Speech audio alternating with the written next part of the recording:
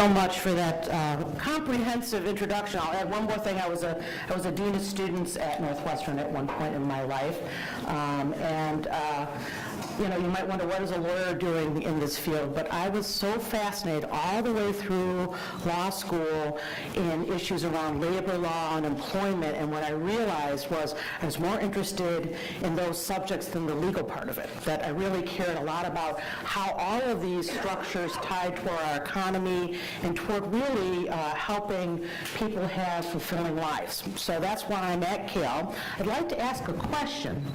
How many of you know what CAEL is? I mean, by now you probably all do, but raise your hand if you know a lot about CAEL. All right, not this, I'm surprised. Okay, well, I'm going to talk about that. First, I really want to thank the PLA Portal Project and President Conway for doing this today. These are the kind of things we need, I think, in the field where we can get together, talk, learn from each other, and I'm going to invite you, as I discuss, I want to make sure we have plenty of time for conversation, even I'm going to do a little bit of a workshop at the end, so I hope that's okay. Let me talk about what CAEL is. Let's see if I can get this thing to move. All right. We've been around for a long time. We're over 40 years. We're a national nonprofit. We're headquartered in Chicago. We have offices in Denver and Philly. And I always joke that my office is O'Hare Airport because we are all road warriors, really working with pretty much every state in the country, trying to promote quality access for adult learners. We are nationally recognized experts like ACE in prior learning assessment with a particular expertise in the area of portfolio, but really with all methods.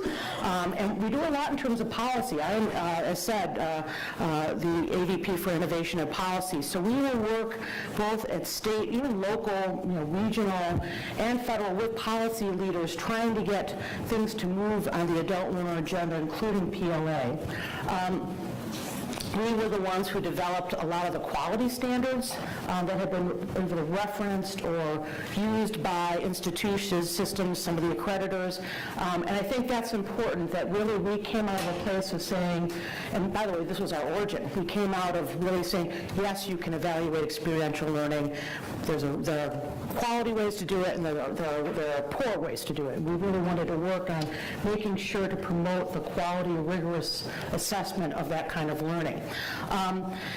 So let me talk to you. Whenever you're the national person coming, I've really learned this. I don't want to be that person who comes and I've got all the answers. You can only learn from me. It's a two-way here, and I know I'm coming to an area with a lot of strength.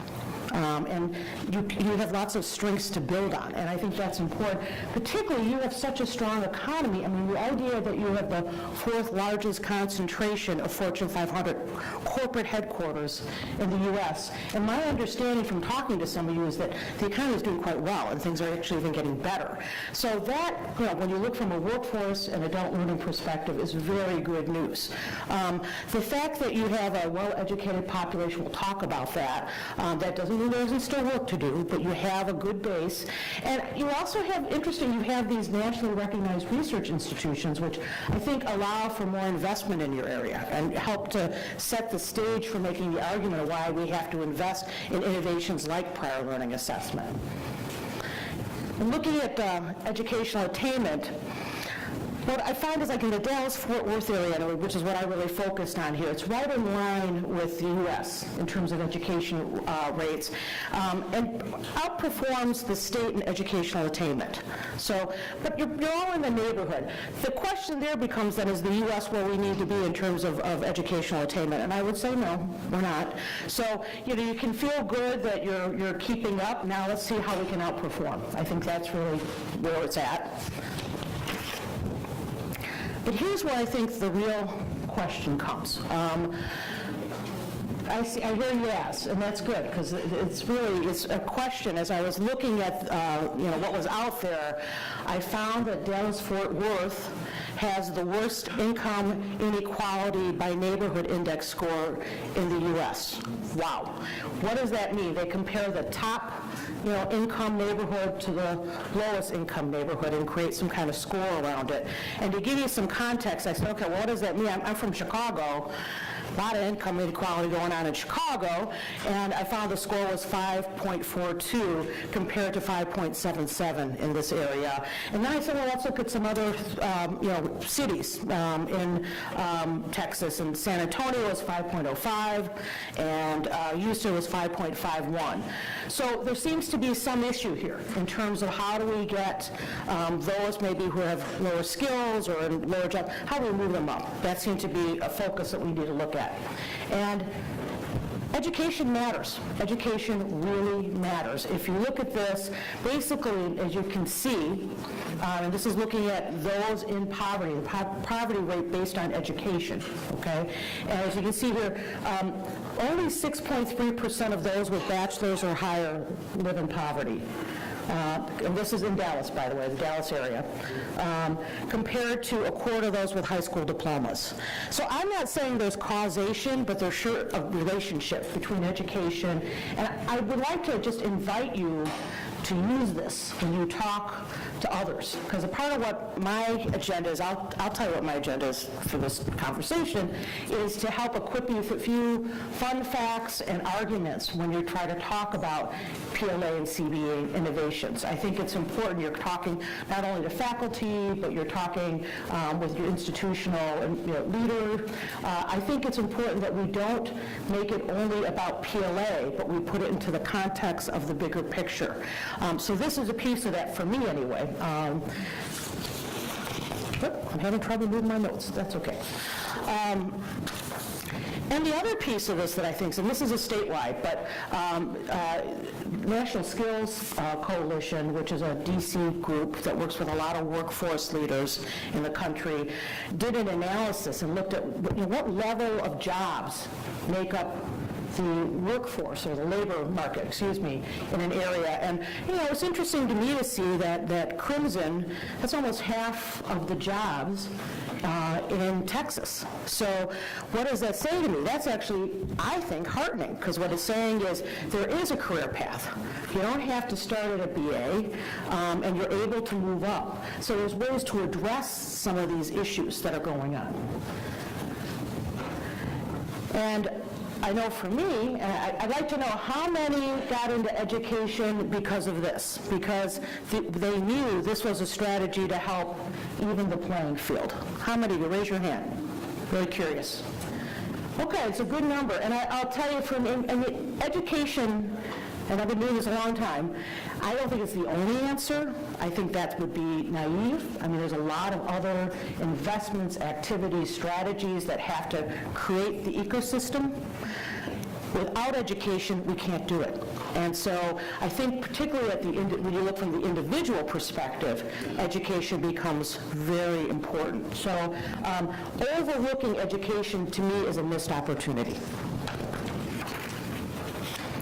So now that we talked about that, let's talk about who we're talking about, the adult learner. Let's think about it from the perspective of the adult learner, and what does it mean for them to try to pursue credentials that will get them into those middle jobs.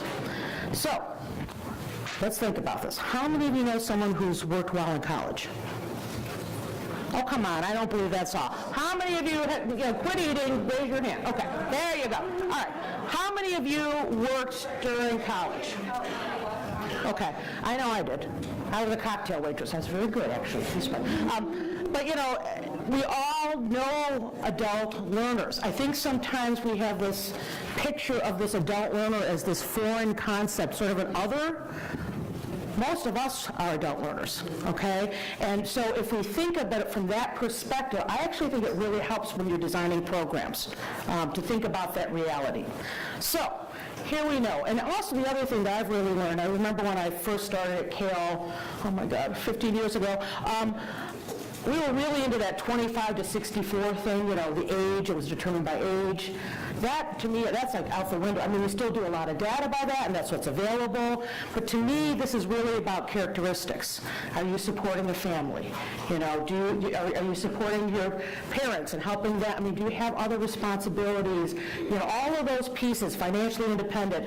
And if you look at it from that perspective, we're not talking about being the exception, we're talking about the rule. And we find that 3/4 of today's college students, 3/4 are juggling multiple responsibilities like family, work, all sorts of other, demands. We also know they work an average of 19 hours per week. So you wonder why they only take a class at a time. I mean, it's tough. And that's even higher for the community college. 2 in 1 are going to school part-time.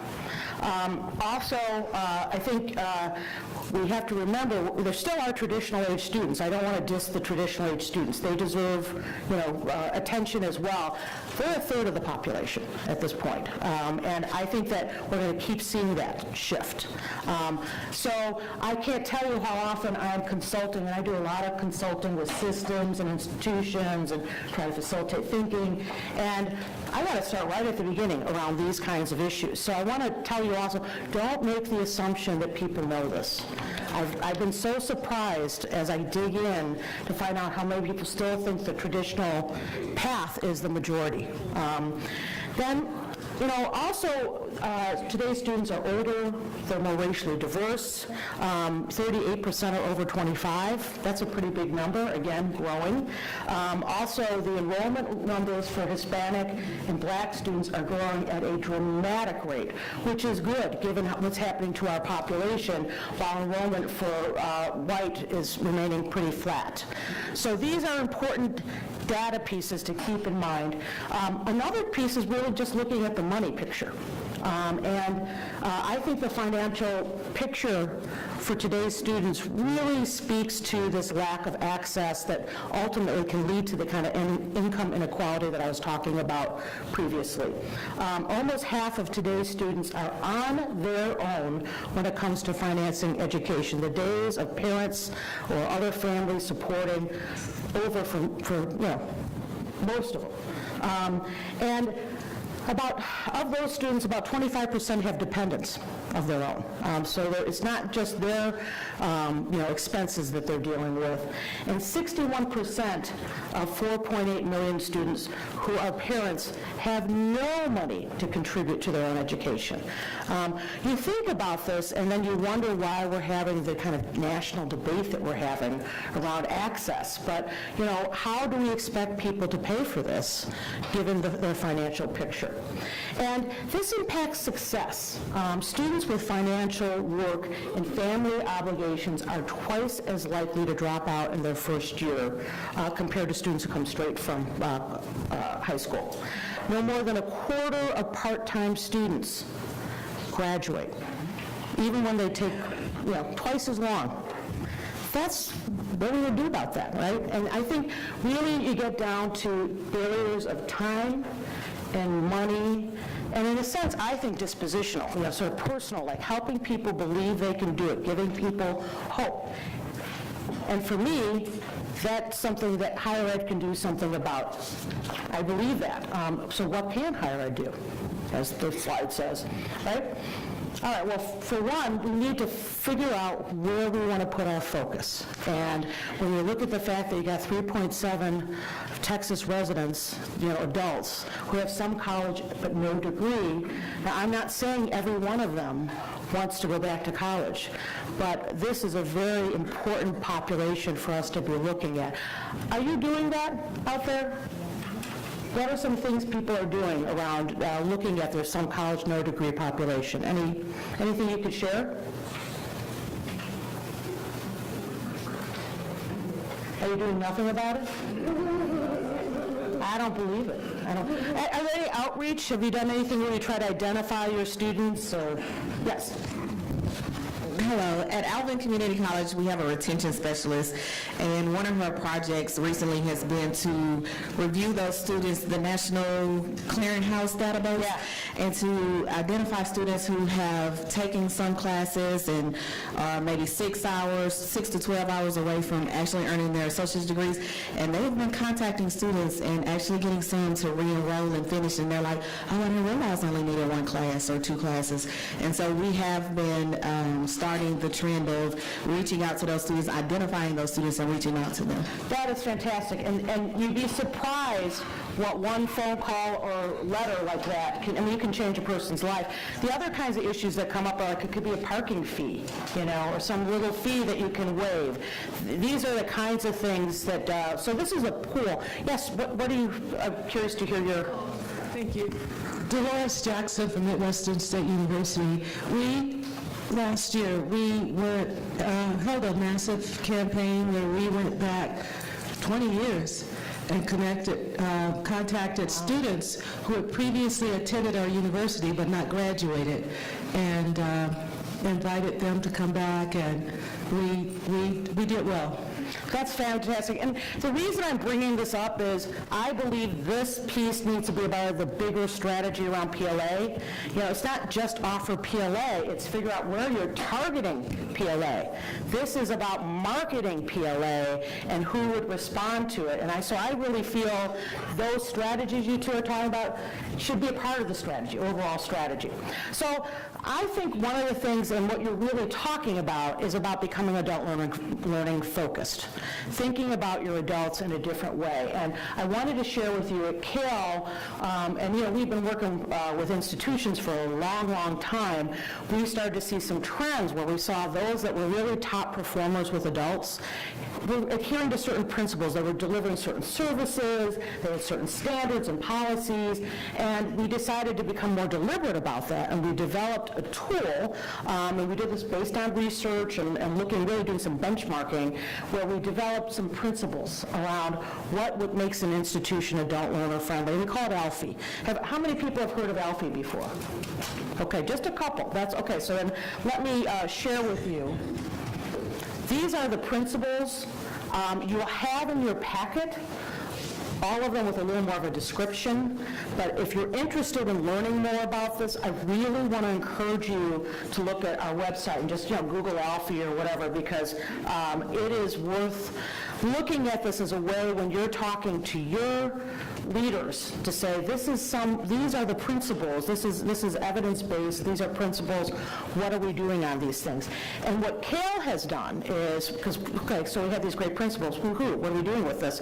We developed a tool so that institution can actually, in a sense, do a self-diagnostic tool. They can look and they inventory through a survey that's been developed, and we did this with no edits. We have the faculty and staff together, which I think is very cool, fill out the survey that helps to assess around these principles, and then we have the adult learners do one. And the comparison can be very surprising. Things that we found, like institutions think they're doing really well, that the adult learners don't think, but also things where a lot of energy and investments going in, and the students are saying, this is just fine. This is not where we're really concerned. So this is a tool to be thinking about. Today, I don't have a lot of time to talk about ALFIE, but I wanted to really hunker in on, obviously, number 4, which is the assessment of learning outcomes. This is what we call it. Defines and assesses the knowledge, skills, and competencies acquired by adult learners, both from the curriculum and from life and work experience, in order to assess credit and confer degrees with rigor. As you can see, there's a lot of important words in there. Rigor is probably one of the important ones, but also knowledge, skills, and competency. It's not assessing experience. That's really important when you talk about PLA. I can't tell you how often I cringe when I see these commercials. Get college credit for experience. No, it's the knowledge from the experience. I know that makes it clunkier. My marketing consultants might say that's not the way to do it, but we need to be clear about this. So that's important when you're doing your internal campaign around PLA. And you know, what we're really finding is that the public gets this sometimes maybe faster than our institutions do, because if you look at this poll here, this was a survey done by the Lumina Foundation and Gallup, and they found that 75% of Americans think students should be able to receive college credit for knowledge and skills acquired outside of the classroom, basically PLA. That's 75%. That's a pretty good number. And then 87 said they'd be more likely to enroll if that was available. That's an important thing. I know there's some people here from enrollment and admissions. You know, how much are we pitching when we do get PLA to help people realize, maybe this would make this more achievable for me. I don't know if I need to tell you what PLA is. How many people need me to give a definition about PLA? Okay, let's go on to the next slide. I was thinking to myself, I don't think I need to do that slide. Okay, but I do wonder, how many of you know about CAEL's research about outcomes with PLA? Fueling the race is what it's called. Okay, this is something I can talk about. We've been doing this for years, and we had anecdotal evidence, or maybe one institution say, gee, we see a relationship between graduation rates and success, but it wasn't enough to really prove it up, right? And I'm not saying we've totally proved it up now, but we made a big stride. We got a funding, again, from Lumina, and we did a study where we looked at over 62,000 student records, adult learners, at over 48 institutions of all different sectors, 2, 4-year, et cetera. And what did we found? And I'll tell you the truth, I was surprised by this statistic, but those students, the adult learners who had PLA, were 2.5 times more likely to persist to graduation than those students without. Now, for folks that are worrying about college success rates, why aren't we looking at this? I mean, this is a pretty big deal to me, And what we found that I thought was also really interesting is that this applied, didn't matter gender, race, age, financial status. We looked at those that had financial aid and those without. And we actually found, in fact, I remember we found that Hispanics, for example, actually even had a more pronounced relationship with graduation, but they were the least likely to use this. So what does that say about marketing, right? Point being, this can be a very powerful strategy, and we need to say this more when we're talking about PLA. We need to explain to faculty. I kept hearing in the roundtable, how do we get faculty to get more interested in this? This is important. The other thing you want to share with faculty is we found that the students with PLA took more classes. Now, that may seem counterintuitive, because you're thinking, wait a minute, they're getting credit for all this stuff, right? But they stuck around longer, and they took more classes. So actually, it was a revenue generator for you to have PLA. And it may mean that faculty teach less intro. Some will like that, some won't, but that may be an outcome of having more people doing PLA. But it really, that whole intuitive, wait a minute, that's something you can address. The other thing we found, and this is through our Learning Counts portfolio assessment, okay, but we surveyed participants, and we found that 90% say it saved them time and money. Since we know that's such a big barrier, that's important information. I am telling you these things hoping that you will spread the word. I don't think I'm going to talk about methods. Does anybody need me to go through the methods of PLA? Okay. I do want to mention, though, the quality standards. I mentioned that before, but I highly recommend, if you're talking to faculty or senior leadership, you walk in with the quality standards. That should not be the last thing you discuss. You should make sure that you really, stress, as actually, we know from accreditation, we need to be doing this. Let's have that conversation early. And a part of it, I already said it's for learning, but you do want subject matter experts. That is an important piece of this. And you'll find even with the third parties, it's always subject matter experts. And also, fees are important. I've been surprised. I have stumbled on institutions that still charge fees based on number of credits. Can't do that. That makes it sound like a diploma mill. You want to charge for the service separate from whatever the outcome is in the analysis. What does that say to me? That means you better have some good advising, so if someone's not really positioned yet to do it, you don't have them waste their money and their time. So those are the kinds of things, but I wanted to encourage you to take a look at that. Now, I've got, what time is it? I don't wear a watch, I'm sorry. I don't. How much time do I have left? Okay, that's perfect. So what I would like to do, is you have the handouts, and you've all done eating, right? Okay, have the handouts. What I'd like to ask you to do is get the slides for my presentation, okay? And what I'm going to ask you to do is look at the questions. They're like the last, I don't know, they're probably the... Page 10, thank you very much. It takes a village when I present, you know what I'm saying? Anyway. So as you look at that, there are a lot of questions there for you to think about and ponder about. And what I'd like to ask you to do is first take about 5 minutes and look at them. Just read them. Think about what your answers are. And then in 5 minutes, I'm going to ask you to start talking to each other about what you know and what you don't know, and how do you get there. Okay? Everybody in with me? Okay, so 5 minutes. Everybody together to start listening to each other and hearing what you've learned from these conversations. So I want to just start out. What I'd like to do maybe is refer to a couple questions and see if any of you came up with some interesting answers or discoveries. I mean, I'm going to ask just by show of hands. How many of you have reviewed your PLA policies in the last year? Raise your hand. Good. That's a lot more than I expected. How many in the last 2 years? Keep the 2 years. 2 years. How many have reviewed your policies in 2 years? Okay. How many in 3? Okay. Oh, good point. How many of you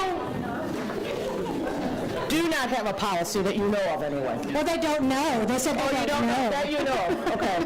How many don't know that you have a policy? See, therein lies the rub. Okay, I'm glad you guys are having a good time, but I'm really glad that you guys are having a really good time over there, but I'm going to ask you a question, okay? All right. Because that's what happens when you mess with me. Don't mess with the Sherman age, you know what I'm saying? No, but I really actually do want to ask you a question. I cannot confirm nor deny. Very good, very good. No, I'm curious.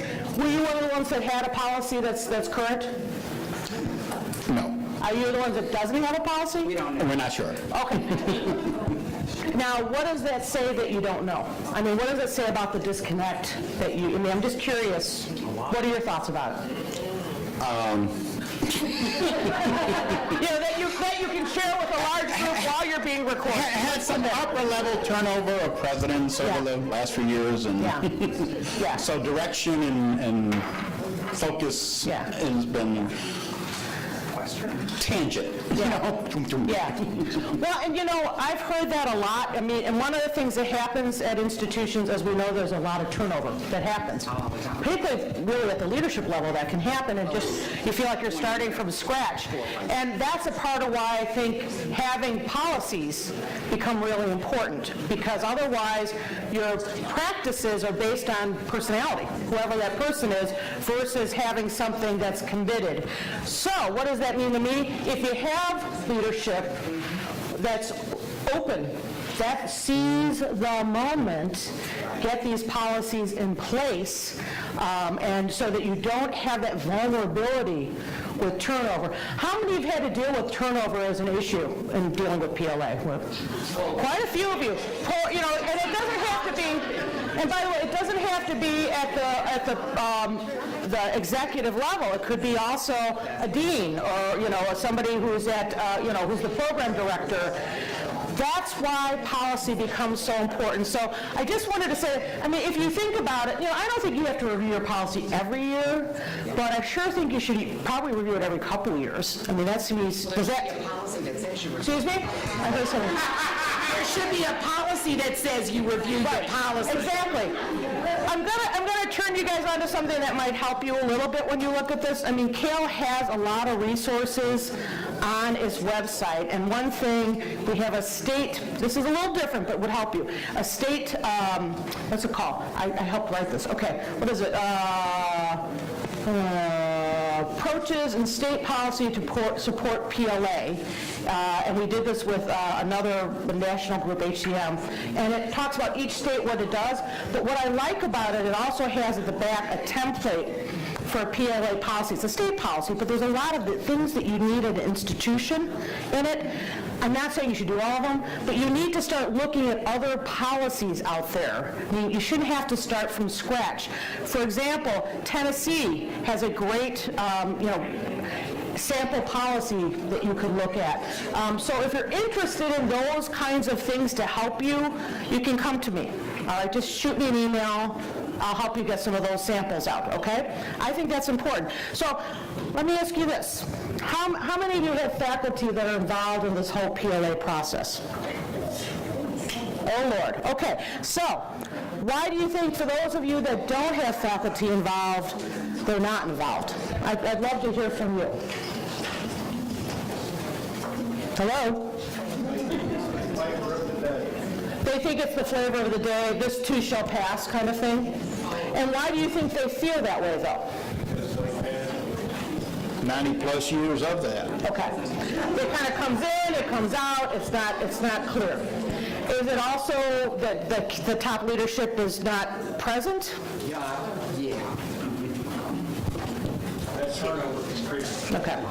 Okay. Well, I feel like with some of that, what's important is that we sometimes, I think, depend too much on the president level or even the provost level, and we don't do enough with department chairs. And it's more work, actually, though.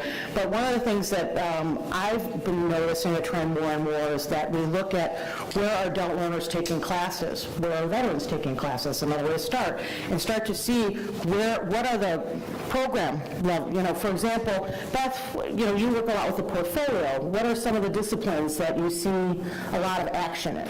Yeah, IT is huge. Yep. Right? IT? Business, management, marketing, criminal justice is another big one. There's healthcare management and administration. And, I've heard of activity going on as I've been listening to people in these areas, so maybe you start there with that faculty and try to convince and try to get some champions, so you're not always dealing just at the highest level on this. That's just one possible strategy in this. I am curious, I didn't get a sense that there's any cap from accreditation in terms of PLA credits, except for residency. Is that correct? Okay. Do any of you have caps on PLA? Who does? 24 hours, she said, is okay. And how was that determined, do you know? Prior to me. Prior to you?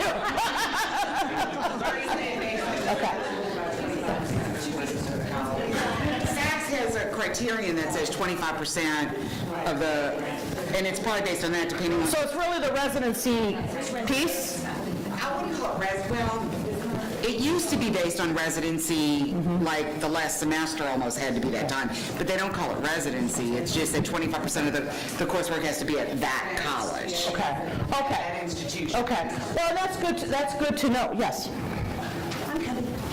I think one of the, you were asking reasons that faculty kind of are turned off or kind of shut it down. One of the immediate assumptions of faculty is that, this is great for career and technical, but I'm a gen ed instructor.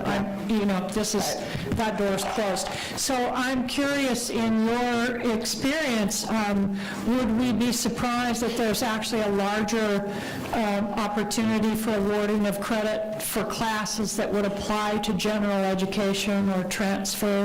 Well, yes, I think there is. I mean, there's no question that a lot of PLA seems to be going, in career and tech or electives. And I think what we need to be doing is very specifically looking at the methods that really address those issues in terms of gen ed type courses and showing the validity there. Also, I think as you do more pathway work with PLA, you're able to convince them more that it makes sense. They have the background. They already have the background in this gen ed. They don't need this, okay? So my view on some of this is we have to be very concrete in how we talk to faculty. Instead of sort of in a generality talk, try to be more clear. This is the goal we're trying to get. Here's why this makes sense in the rationale. And I think we need to be careful with gen ed not to just call it gen ed. Get to the program and talk about it. Yeah. So to be in for the sake of being concrete, are you seeing the awarding of credit for subjects like math, science, history, English? Yes, I know, particularly, if you look at standardized tests, I mean, it's not all, ACE or whatever, there's a lot that you can do with that. I think, history, boy, portfolio is a great tool for that. I mean, faculty tend to, you got to explain to them, but you're documenting, and in fact, in some ways, it can be more rigorous in terms of an assessment. So yes, there are opportunities to do this. I'm not trying to, sell you a bill of goods here. I'm not saying this is easy, but I'm just saying there is an argument you can be making. And we have done surveys, and it's I'll be honest with you, it's across the board. There's some schools that do this for gen ed, some that don't. That's part of the issue with PLA, if we don't have the consistency that we would like to see.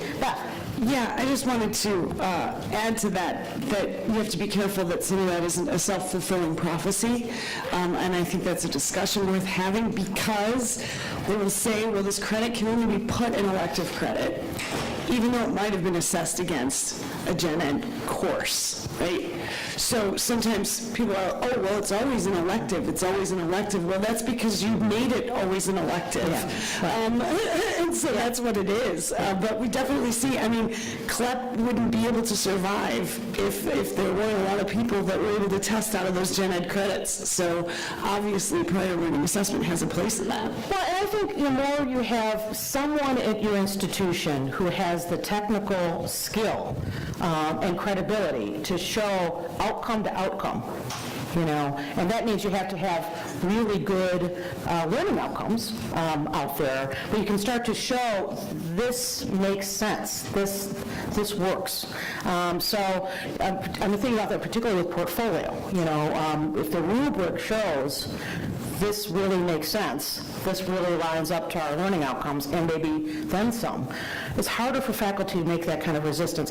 So to me, it's not only like earlier when I was having this conversation, I was kind of giving you more policy arguments for PLA, but you also really have to have somebody who understands it technically, who can show often to start to convince, at least once, so they can see what the thinking is behind it. Tim Gill from Tyler Junior College. I'm a workforce preparation guy, but with reference to that, I've always just kind of assumed, and this is a general question, is there an issue with the national tests like AP and CLEP? I mean, isn't that where we would normally look for the academic or university transfer?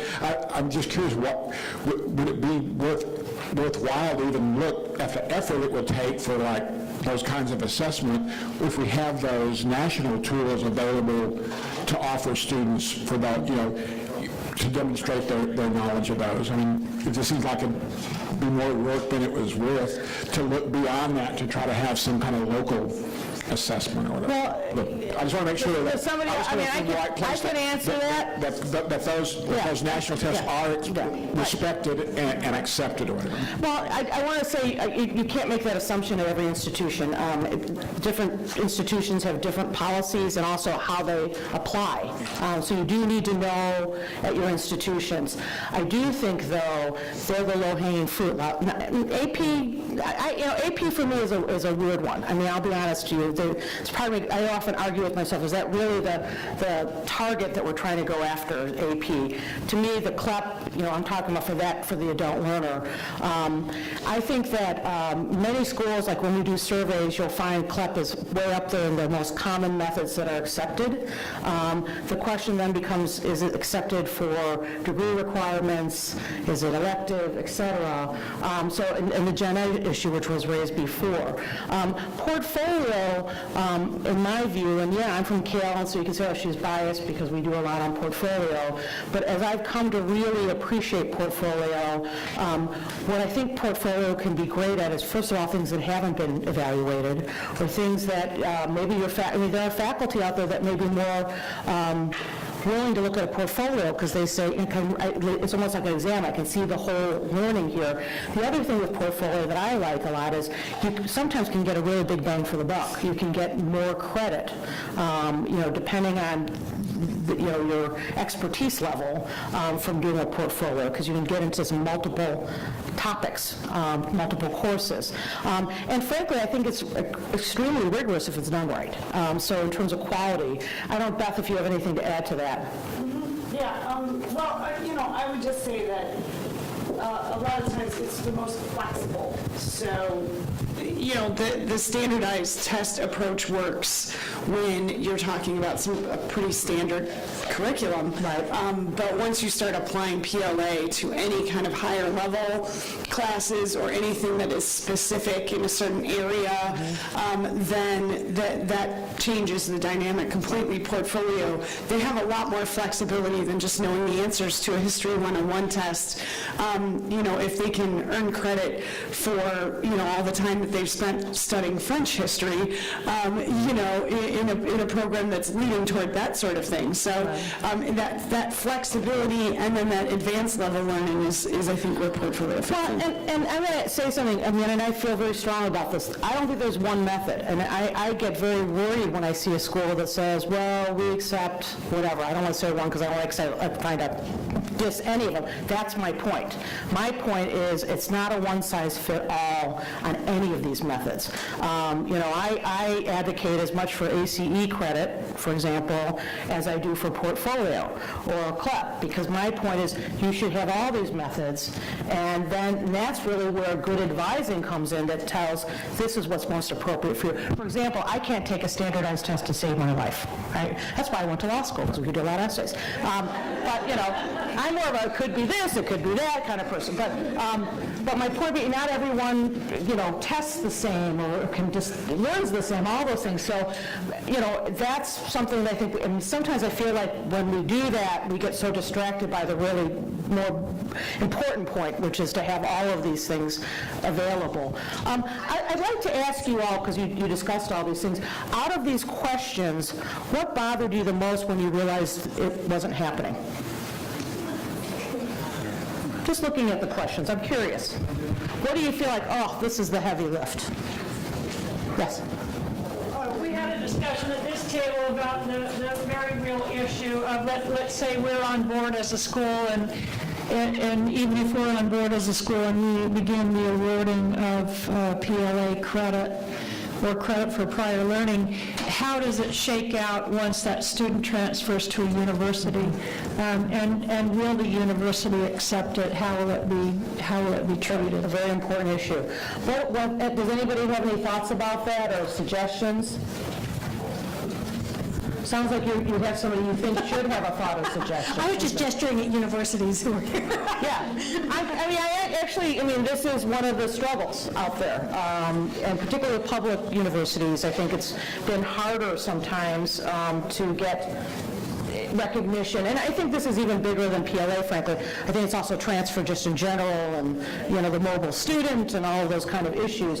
Do any of you have any kind of articulation agreements with 4 years? I know of them in Texas, so I know they exist.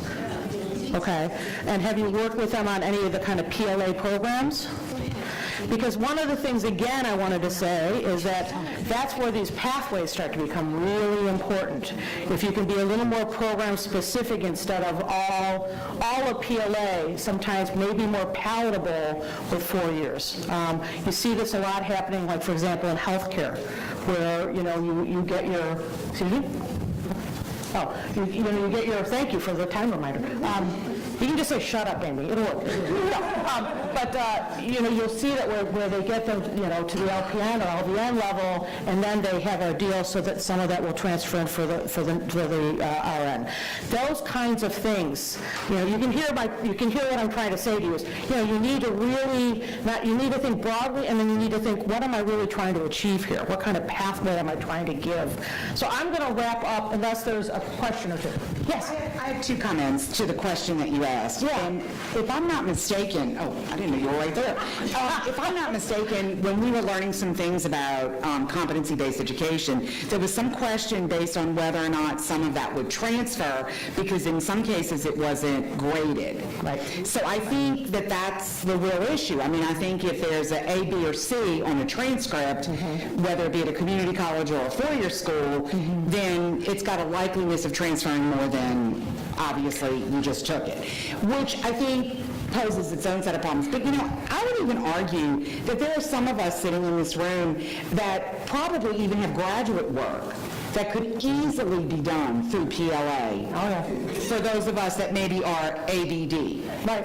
And that's not even discussed. Not even there, I know. And when I think starting to back be done a little 34 more. years of higher education work Yeah. and ABD could come on for something.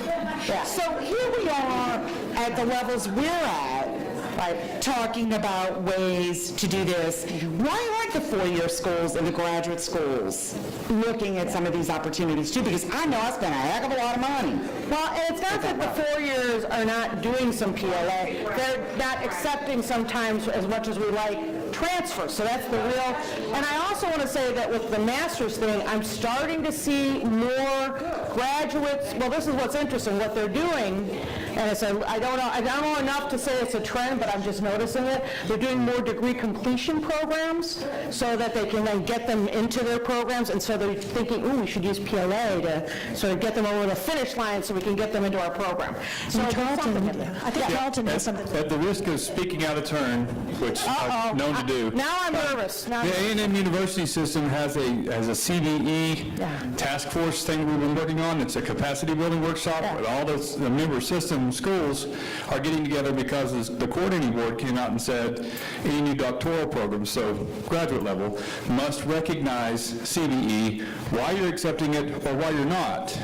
So on the application. Wow. And so we've got two, A&M Kingsville and A&M Corpus Christi are working together to split up an educational doctorate, and both of them in their THECB application for the new degree have to address CVE. Now, the interesting thing is, from what we understood, from my understanding when they were talking to us about it, is that the coordinating board really means PLA. Right. So. Right, which is interesting, this whole confusion. And by the way, CAEL wrote a piece about this, if anybody wants to look on our website. I mean, it is really important that we get more clarity around that. I know I have to wrap up. First of all, I just want to thank you all. You're really engaged, and I love that. Can I make a shameless plug? I'm going to make a shameless plug, but it's not even really like shameless or shameful or any of those things, because I think it's really worthwhile. In November, CAEL has its annual conference, and I remember I went to it. In fact, I ended up at CAEL because I went to the CAEL conference, just so you know. That's how it all started for me. But it is like a kid in the candy store around PLA and CVE. Has anyone ever been to a CAEL conference here? Okay. Do you think it's worthwhile? Okay. I mean, it's going to be in Knoxtown, Chicago. And it'll be at the Palmer House, November, 9th through 11th. And they also have pre-workshops for those who really want to dig in and maybe build some skills around this. But I mean, honestly, what I like about it, I always learn a lot from it, but what I like about it is it's a whole sense of community around these issues, and you start to meet people from other schools, other parts of the country, and it just gives you a different perspective, because often I think we feel like we are very isolated in this work. And I just want to say, and this is my last parting comment, this is a movement.